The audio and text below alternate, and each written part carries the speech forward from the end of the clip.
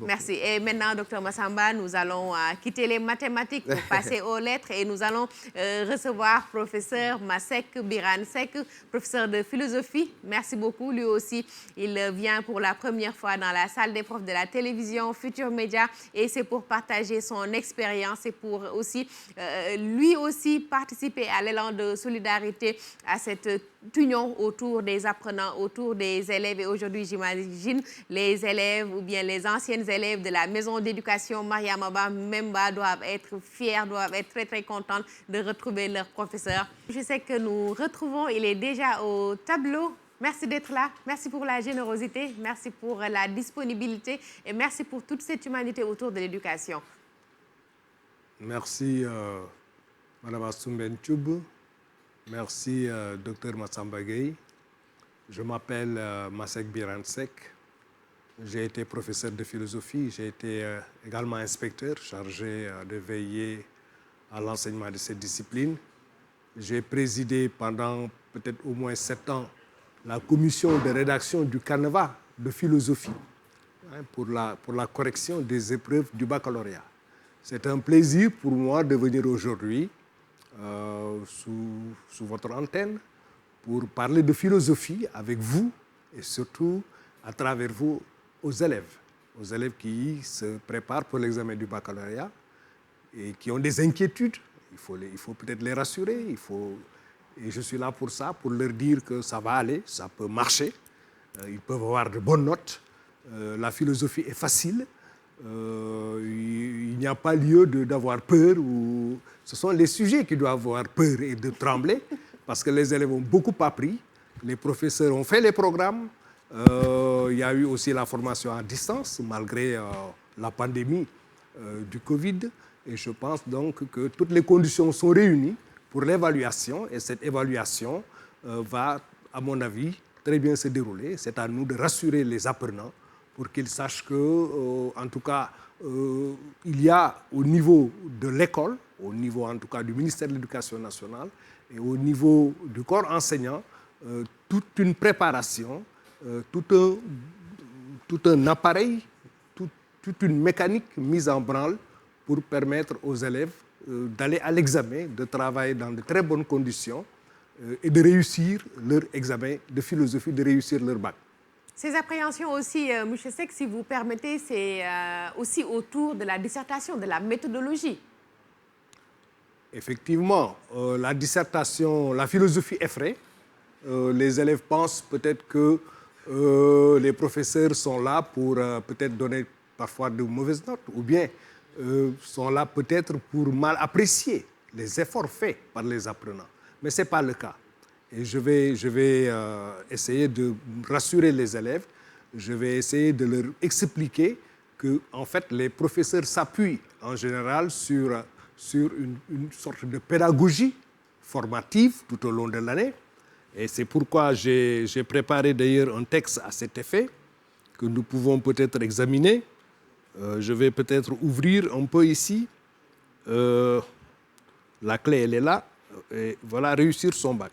Donc, j'ai fait peut-être un ouvrage de méthodologie où j'explique un peu comment on doit s'y prendre pour faire la dissertation, pour faire l'explication, discussion des textes de philosophie, en m'appuyant sur les programmes que les professeurs déroulent tout au long de l'année. Je voudrais que donc tous les élèves de terminale sachent que les sujets sont en rapport avec ce qu'ils ont appris. Et d'ailleurs, même cette année, on a élagué certaines parties du programme. On l'a allégé pour les séries L, on l'a allégé pour les séries S. Et donc, ils seront interrogés sur des parties vues, sur des parties connues, sur des connaissances apprises et acquises tout au long de l'année, parce que les professeurs ont fait leur travail. Maintenant, eux, ils doivent être rassurés. Ils doivent être rassurés parce qu'ils savent qu'au cours de l'année, les professeurs, à travers les évaluations formatives, ont essayé de donner des exercices. D'abord, c'était des ressources, des contenus, des thèmes sur la liberté, sur la philosophie, sur la science, sur l'art. Ils ont essayé, à travers des exercices, de leur montrer comment on doit traiter une question en philosophie. Et aujourd'hui, sur la méthodologie de la dissertation, je voudrais revenir pour indiquer, pour donner quelques éléments de réponse, pour rassurer les élèves.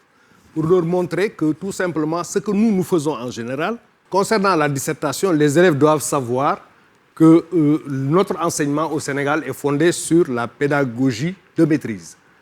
Tout au long de l'année, nous essayons de former les élèves. Ils font des exercices, ils sont notés, mais toutes ces notes-là, en fait, le but, c'était de contrôler le niveau d'atteinte des objectifs pédagogiques. Est-ce qu'ils sont... Parce qu'on attend d'eux, à la fin de l'année, qu'ils maîtrisent un certain nombre de compétences. Il faut qu'ils sachent disserter. Il faut qu'ils soient capables de raisonner, d'argumenter des thèses. Et c'est cela, la dissertation, c'est ça. On a essayé tout au long de l'année de développer chez eux un esprit critique, un esprit d'analyse, un esprit de synthèse.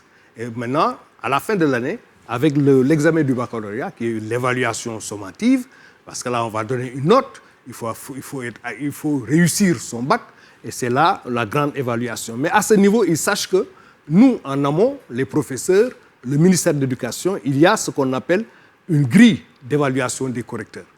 Moi-même, j'ai présidé cette commission. Donc, il y a une équipe constituée d'inspecteurs, constituée de professeurs chevronnés. Quand les élèves ont fini de faire l'examen du baccalauréat, ils se réunissent à l'office du bac et ils prennent les sujets, ils les étudient et dégagent un canevas de correction. Dans ce canevas, on va indiquer les compétences qui sont attendues de l'apprenant.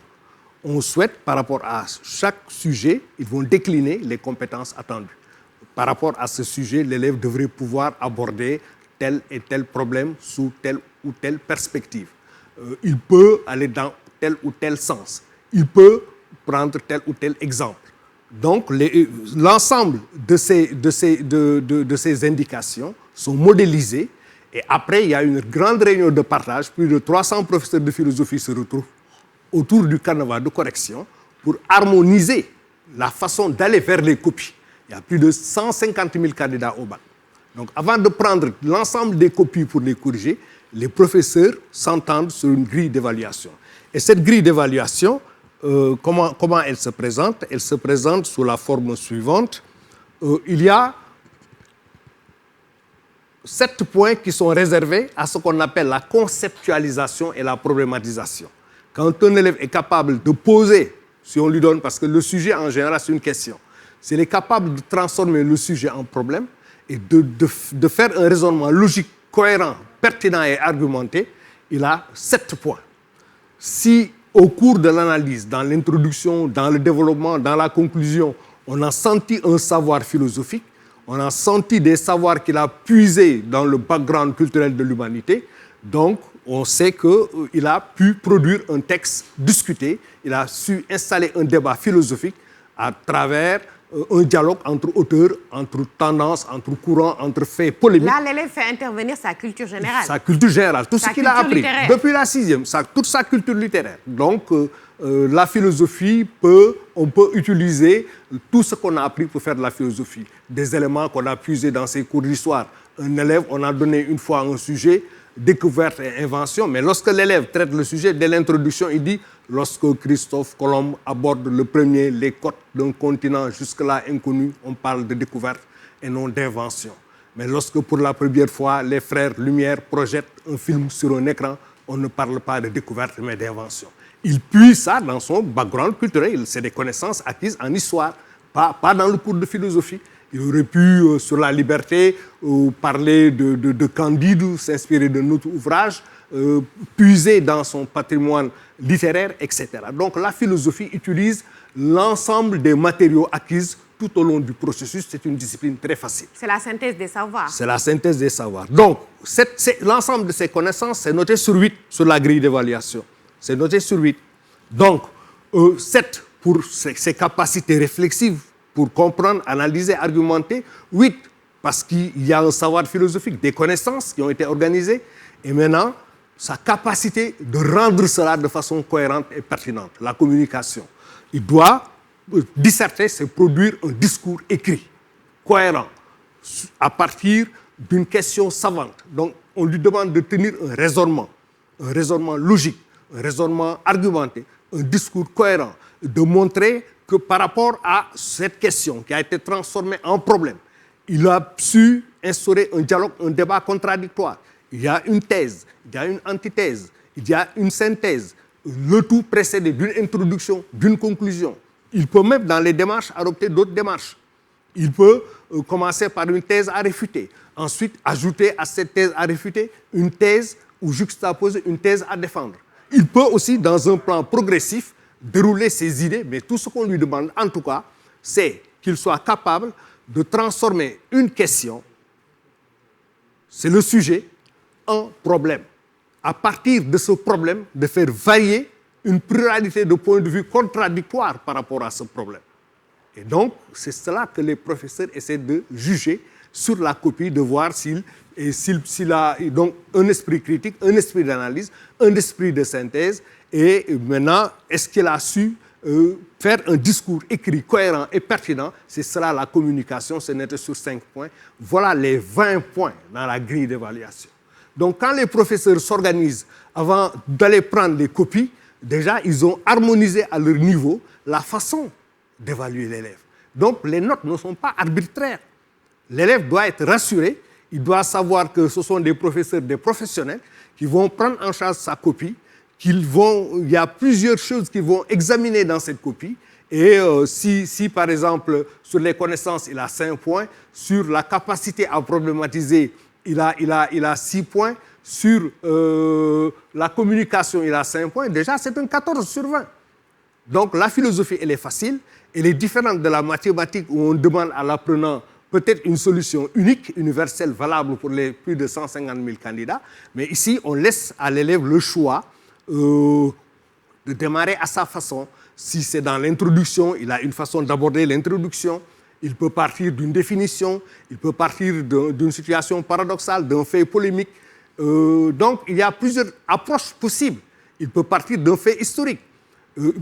Mais l'essentiel, c'est qu'il parvienne à transformer la question en problème. Donc, ça veut dire qu'il doit maîtriser la dissertation, la méthodologie de la dissertation. C'est cela la méthodologie de la dissertation. Être capable de regarder bien la consigne et le libellé. Parce qu'on va lui demander, si c'est un sujet à thèse, on va lui demander que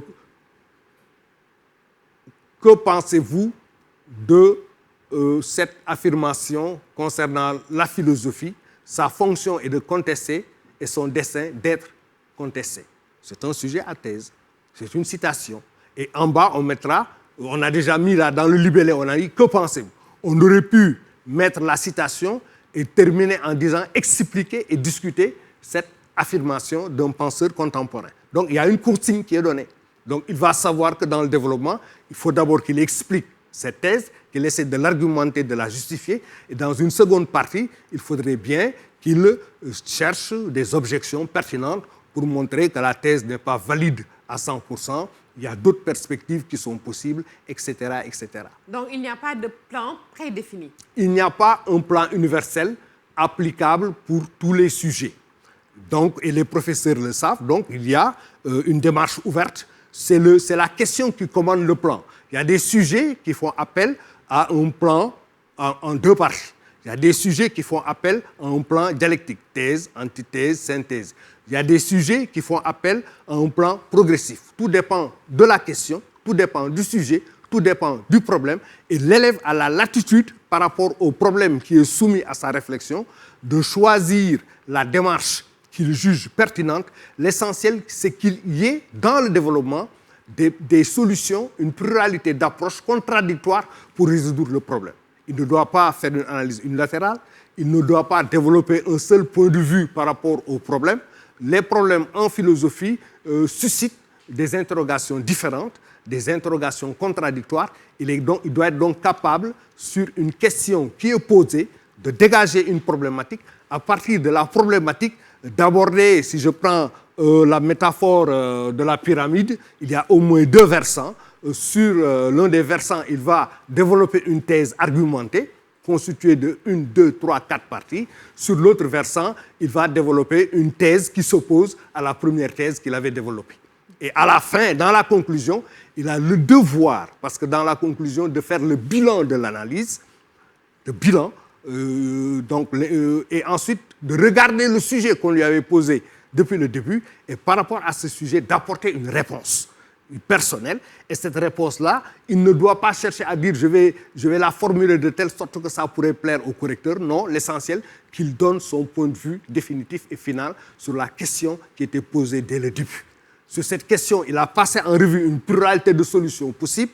À la fin, il fait le bilan de son analyse en utilisant évidemment des connecteurs logiques, des phrases pertinentes, des locutions adverbiales du genre, c'est-à-dire au niveau de la conclusion, en définitive, je précise VE, parce que certains élèves parfois, etc.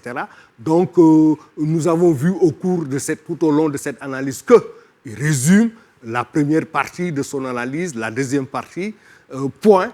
Tout compte fait, c'est une autre locution adverbiale qui lui permet donc d'opérer des synthèses, de faire le point, de donner son opinion. Donc, si on dit introduction 10-15 lignes, conclusion 10-15 lignes, mais l'élève a la latitude, déjà dans l'introduction, s'il définit les concepts pour dégager une problématique, des problèmes à partir desquels il va faire un développement rationnel, au niveau de la conclusion, donc 10-15 lignes, déjà, s'il résume l'analyse faite, il a déjà au moins 5 lignes ou 7 lignes. Donc, il ne doit pas avoir peur.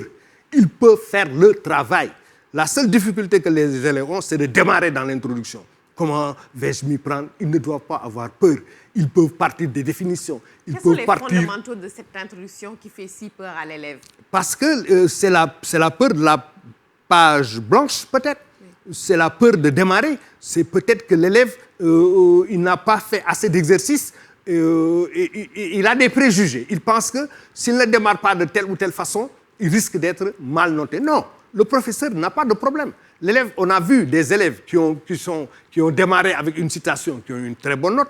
On a vu des élèves qui ont démarré avec une définition, ils ont eu de très bonnes notes. On a vu des élèves qui ont fait référence à des faits historiques ou à un fait paradoxal, ils ont eu de bonnes notes. Donc, on peut démarrer de 1000 manières possibles. L'essentiel, c'est toujours de transformer la question en problème. Donc, dégager une problématique, indiquer l'orientation du développement. Il peut le faire de façon affirmative en disant « je vais d'abord, ensuite », ou bien il peut tout simplement poser des questions pertinentes et subtiles qui indiquent au correcteur la direction qu'il va prendre s'il veut résoudre ce problème qu'il a déjà soulevé. Par exemple, sujet, la réflexion philosophique nous détache-t-elle du monde? Point d'interrogation, question. Et en général, ce sont ces genres cette façon d'interroger l'élève. C'est à lui il doit définir les concepts clés. C'est quoi la réflexion philosophique? C'est quoi le monde? Détaché, c'est quoi? Donc, quels sont les rapports entre la réflexion philosophique et le monde? Est-ce que la philosophie sépare l'homme du monde? Est-ce que la philosophie permet à l'homme de mieux comprendre le monde? Les mots-clés. Il les définit d'abord, il y a un travail préparatoire. La question, elle est claire, il faut qu'il réponde. Donc, c'est à partir de ce rapport qui peut être contradictoire, qui peut être bizarre. Est-ce que la philosophie permet à l'homme d'appréhender et de comprendre les problèmes du monde, ou est-ce que la philosophie plonge l'homme dans le monde des étoiles? Le philosophe est-il un rêveur? La philosophie n'a aucune utilité, c'est la science qui est importante, c'est la technique qui est importante. Ce sujet pose le problème de la valeur et du statut de la philosophie dans la cité. Et voilà ce problème qui doit se lever dans l'introduction.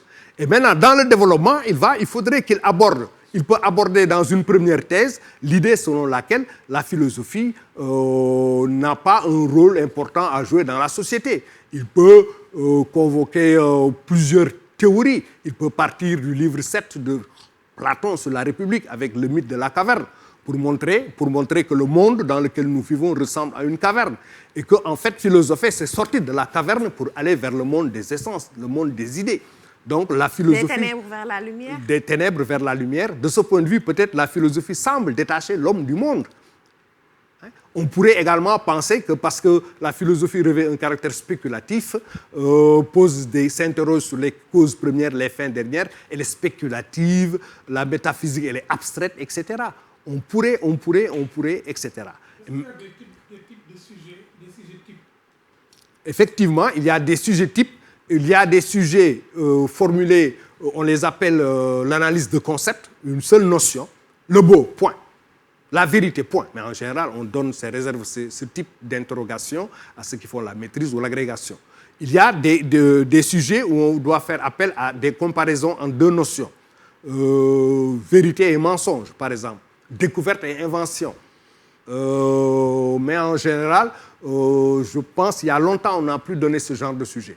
On a à le faire il y a peut-être une dizaine d'années. Mais la plupart du temps, maintenant, c'est la question, comme dans la réflexion philosophique de l'échelle du monde. L'homme est-il libre dans un monde où partout règne le mal et la violence, ou bien des sujets sous forme de citation. Que pensez-vous de cette réflexion d'un penseur contemporain qui a dit, ouvrez les guillemets. Des sujets qui invitent à la discussion. Ou bien on met la citation et on termine par une consigne, expliquer et discuter. L'élève doit être attentif, il doit bien lire les 3 sujets, il en a 3 au choix. Il doit regarder la flèche, il doit regarder le libellé du sujet, il doit regarder la consigne. Et si on lui dit expliquer et discuter, il sait déjà cette consigne commande le plan. Il explique d'abord, il discute ensuite. Donc, ce sont ces choses-là qu'ils doivent comprendre. La philosophie, à mon avis, est plus facile que la mathématique. Nous avons plus de 150 000 candidats. Nous pouvons avoir plus de 150 000 thèses différentes, d'approches différentes. Et les professeurs sont préparés, ils sont ouverts. Il y aura des 14, des 16, tout ça c'est possible. Moi je les encourage à lire les cours, à regarder les textes qu'ils ont faits sur les différents thèmes. On va interroger sur le programme. Et lorsqu'on interrogera sur le programme, ils seront à même de résoudre les questions s'ils restent sereins, s'ils restent calmes, s'ils font un discours cohérent et pertinent, en utilisant, s'ils ne sont pas très forts dans la langue de Molière, la langue du professeur Massamba, ils peuvent, sujet, verbe, complément, au présent de l'indicatif, comme Platon le fait dans la République, dans ses textes, faire un devoir cohérent, pertinent et se retrouver avec une bonne note. Merci beaucoup. 18 sur 20, c'est possible? 20 sur 20 même, c'est possible. Ah bon? N'ayez pas peur, ça va aller. Restons optimistes donc. Oui. Merci beaucoup, M. Seck. Merci. En tout cas, le plaisir était pour moi. Ce fut une belle expérience, des moments de partage, j'imagine aussi très, très important pour les enfants, disons simplement les apprenants qui regardent la salle des profs de la télévision Futur Média. En tout cas, merci beaucoup, Dr Massamba. Nous avons suivi M. Seck avec un énorme plaisir. Il n'est plus dans les classes, mais il a quand même tenu à être là, dans la salle des profs de la télévision Futur Média. Une belle présentation autour de la dissertation qui demande beaucoup de précision, qui demande, il l'a dit, un patrimoine littéraire très, très important. Donc, attention, veillons au sujet, au type de sujet, mais aussi faisons appel à notre culture générale, à notre culture littéraire. C'est important, Dr Massamba.